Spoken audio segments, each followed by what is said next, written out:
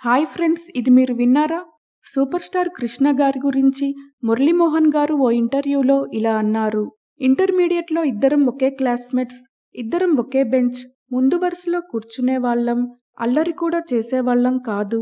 కృష్ణ గారు చాలా అందంగా ఉండేవారు, ఎవరితో ఎక్కువగా క్లాస్లో మాట్లాడేవారు కాదు.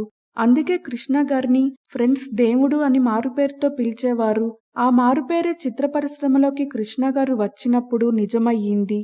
కృష్ణ గారు నిర్మాతల పాలిట నిజంగా దేవుడు.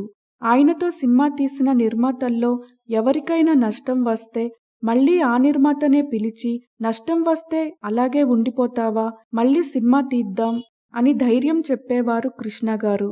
నిర్మాత దగ్గర డబ్బులు లేకపోయినా ఆయనే ఫైనాన్షియర్స్ను చూసిపెట్టి కృష్ణ గారే షూరిటీగా ఉండేవారు.